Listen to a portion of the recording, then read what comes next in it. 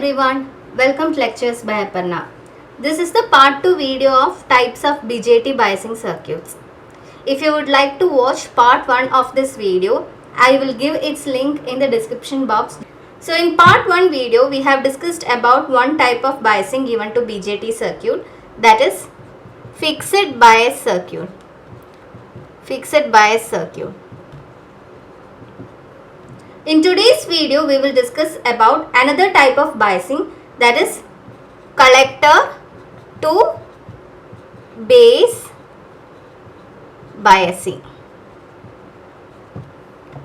Before moving to collector to base biasing, we should know why fixed bias circuit is not much used and what modifications are done to it to make it a collector to base bias circuit. The problem with fixed bias circuit is that when temperature increases, as temperature increases, the reverse leakage current ICBO will increase, because increase in temperature will cause an increase in the current due to minority carriers. This current is due to minority carriers. So ICBO, that is reverse leakage current, will increase. Now the equation for IC is equal to beta IB plus 1 plus beta ICBO. So as ICBO increases, IC will increase. The fixed bias circuit has no way to check on this increase in collector current. So when IC change, obviously the operating point will also change, because operating point is determined by IC and VCE. So this lack of stability in the operating point is a major disadvantage of fixed bias circuit. It is now that we modify the fixed bias circuit and make it a collector to base bias circuit. So this is how a fixed bias circuit will look like, and this is the collector to base bias circuit. Here the base resistor RB is connected to the collector instead of connecting it to the battery. In fixed bias circuit, this RB is connected to the battery, but in collector to base bias circuit, RB is connected to the collector. Now let us mark the currents and voltages in it. Here the current through RB is IB. This is the collector current IC. This is VCE and this is VBE. Let the current through RC be I1. We have to find the value of this I1. When you consider this node and apply KCL here, so current entering this node will be equal to the current leaving this node. So current entering this node is I1. I1 is equal to current leaving this node is IC plus IB. So this current I1 is equal to IC plus IB. Now we have to analyze this circuit.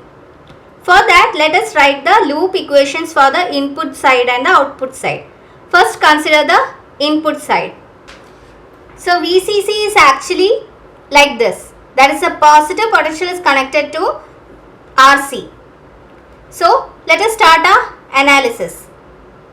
Applying Kirchhoff's voltage law here, when I am coming in this direction, here first I am having an increase in potential. So it will be plus VCC. When I reach here, current is flowing from a higher potential to lower potential. So again this is a decrease in potential. Hence we are putting a minus here. And what is the potential here? IC plus IB into RC. Now when I go here, again this is a decrease in potential because current is flowing from a higher potential to lower potential. So it will be minus IB RB. When I reach here, again it is a decrease in potential. So minus VB equal to 0. Now from this equation we have to write the equation for base current. So this will be VCC minus ICRC minus IBRC minus IBRB minus VBE equal to 0.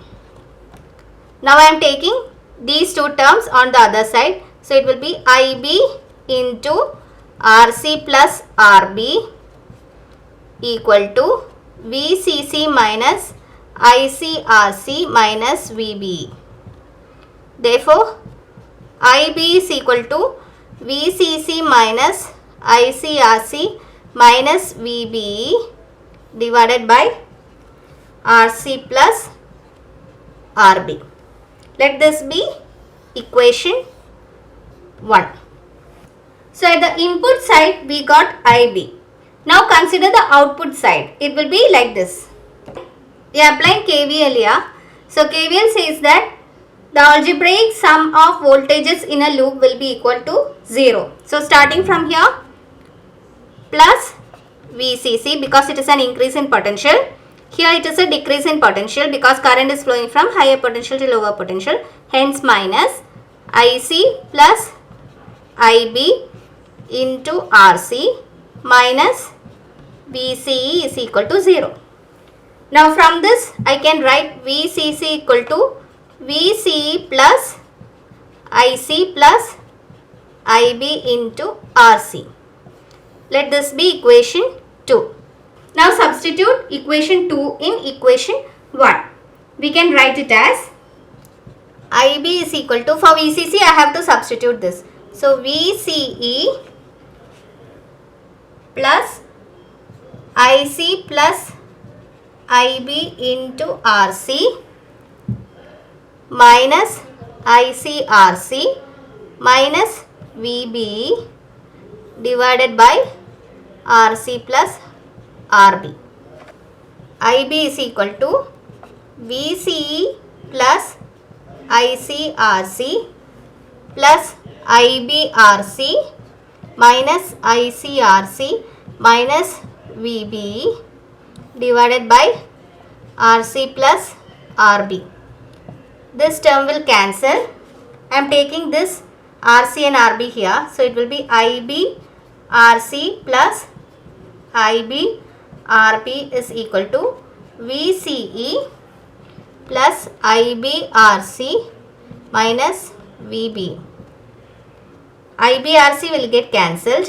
Therefore, I will get IB RB equal to VCE minus VB. Therefore, IB will be equal to VCE minus VB divided by RB. We know as temperature increases, IC will increase. So from equation 2, we can write VC equal to VCC minus IC plus IB into RC. So as IC increases, when IC increases here, this VCC is a constant. So VCE will decrease. Now as VCE decreases, considering this equation, when VCE decrease, IB will decrease. We know that IC is equal to beta IB. So as IB decreases, IC will decrease. Initially, IC had a tendency to increase. But when base current is lower, it reduces the increase in collector current happening due to the temperature rise. Thus, there is a mechanism in this circuit that will not allow the collector current to increase rapidly, even when the temperature rises. So, it has a tendency to stabilize the operating point. So, these are some of the concepts regarding collector to base bias circuit. If this video has helped you, please do subscribe to my channel. Also, don't forget to like and share this video. Thank you.